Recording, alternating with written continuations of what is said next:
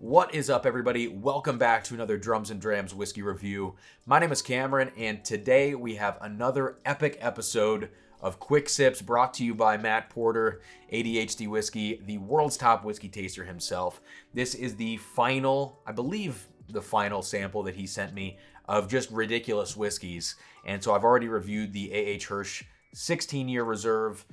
I have reviewed the very extra old Fitzgerald distilled in 1955, and now it is time for Booker's Rye. All right, so this was released basically 6 years ago in the summer of 2016, and it is a very old rye whiskey from Jim Beam and the only rye whiskey to be released under the Booker's label. So the age statement here is 13 years, 1 month, and 12 days. Very specific, and it clocks in at a ridiculous proof, 136.2. So we have a 13 plus year, nearly hazmat rye from Jim Beam. This thing was on the shelf, I believe, around $250 or $300 back in 2016, and nowadays on secondary, it's over $2,000 per bottle, I believe. So, you know, for me, it's not something I was ever going to own at this point, or probably even try. So I'm very grateful to Matt for sending this along. I have, I don't know, about half an ounce of this one left. And so I'm very excited to nose, taste, and review this for all of you on today's video. So please like this video, subscribe to the channel, all that good stuff right now before we get into this. I don't think there's anything else that I need to say about this. So let's just go ahead and check out Booker's Rye on the nose. Oh my God. That is a firecracker of a whiskey. Holy crap. Yeah, I got to get my nose out of that glass. Wow, it reads every bit of 136.2 proof. I'll tell you that. Wow. Just a ridiculously dark whiskey here. And I've got to say, like, I mean, I guess I know what a Jim Beam rye tastes like. But when I'm thinking, yeah, I guess I just didn't quite expect it to smell like this. Because it basically just smells like a really good bourbon. It doesn't even smell like a rye whiskey. I guess I expected it to be maybe a little more rye forward, but this is basically just awesome bourbon. I'm already like stumbling and babbling and sounding like an idiot, so I do apologize. It's awesome, right? All right, so let's get into some notes here. Dark plum. Just gobs of cinnamon. Like the biggest standout note on all of this is cinnamon. Dark, aromatic, really rich cinnamon, not that cheap candied stuff. This is just like cinnamon stick all the way. And those dark fruits. It's kind of dry on the nose, actually. A little bit of that note that I like to talk about, which is sort of like a dry lumber note. You go to a Home Depot, you go back to the lumber section, you kind of get that impression. Not sawdust, but just kind of like a dry woodiness. And that plays into the fiery, spicy cinnamon qualities here as well. It all kind of combines to make it feel a little bit dry on the nose. Not in a bad way, though. Wow. Yeah, some citrus is coming through now. Orange, lemon, maybe more towards the orange notes, a little bit darker. Wow. Yeah, fantastic. I'm going to go ahead and taste it and then go back to the nose and see if I can pick up anything else. So, cheers.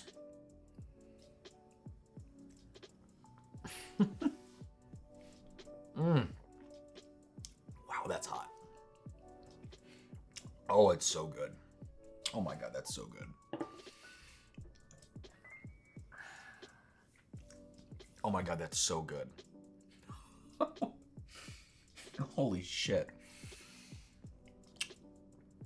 Oh. Okay, it smelled good. It didn't smell like that. Oh. Okay, so normally a bourbon would be kind of into the finish now. This thing's not even done on the palate yet. Jesus. It is all sorts of dark chocolate and coffee now on the palate. And I I mean, I was getting a dark nose on this, but I would have never guessed the amount of dark chocolate and coffee and espresso on the palate here. And those are things that I love. Tasting notes I love, even if they're a little bit drying in a whiskey. If you can get that dark with the whiskey and have it be flavorful and impactful, I love it. This is a top whiskey. This is a top 5 to 10 whiskey that I've ever tried. Holy crap.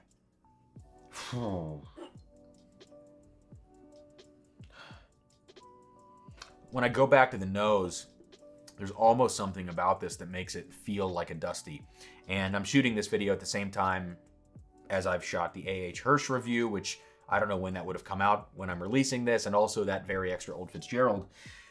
So I have dusties on the brain a little bit and on the palate, but something about this is getting a little bit dusty to me, and I don't know what it is.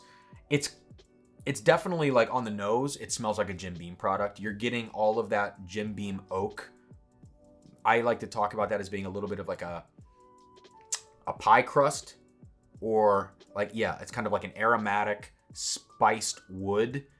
It's also kind of musty and funky, and it also gets a little leathery and sour. There are these distinct qualities to Jim Beam oak depending on how long it's aged. This one is more of that spicy, obviously because of the rye. It's more of this spicy oak spice type thing, and it has a little bit of that leather and funkiness to it, but not quite as much as maybe like a Knob Creek 15 or something like that. So it's definitely Jim Beam on the nose, although it seems like a weird Jim Beam bourbon as opposed to any sort of rye, because there's not any herbaceousness here. There's not like spearmint or dill or anything like that. Wow, yeah, it's getting funkier and funkier on the nose. It really cool. Almost that dusty effect. But on the palate,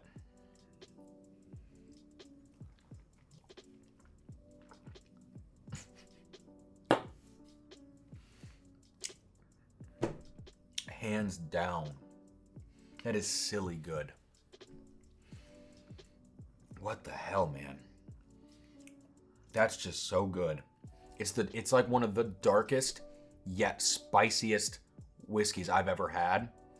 And it's the drinking experience that sets it off. The development front to back, it's like it never stops on the palate. You could sit with half an ounce of this for like 45 minutes. Oh my goodness.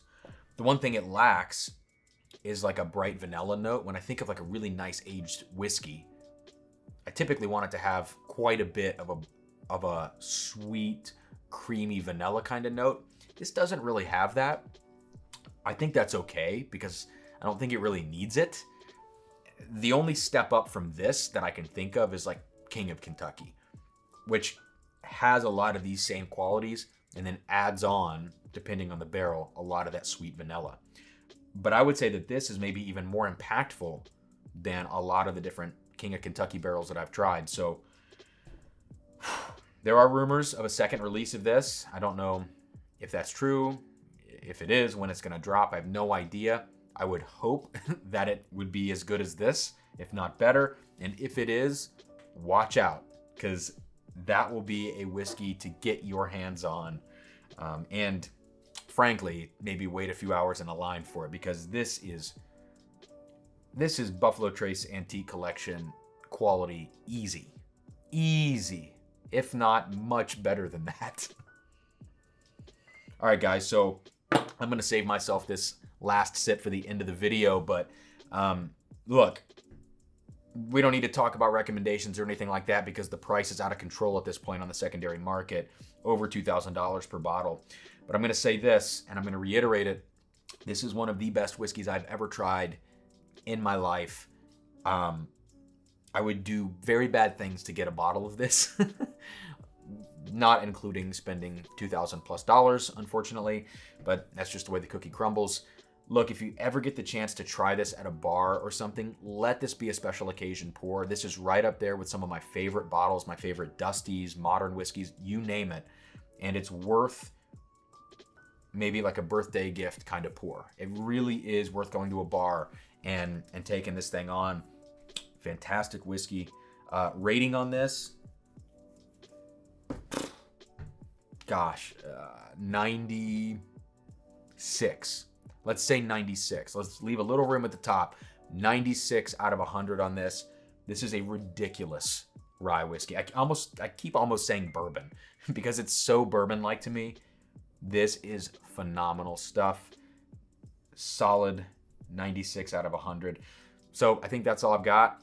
Like, comment, subscribe, all that good stuff. Turn on the notification bell so you can find out when I'm going live and when I'm dropping new content. Thank you again to Matt Porter for sending me this sample, as well as the other 2 ridiculous samples you sent my way. And if you guys haven't checked out my other quick sips of those, the A.H. Hirsch and the Very Extra Old Fitzgerald, please check those out. And I think that's all I've got. So cheers, and I will see you guys next time here on Drums and Drams.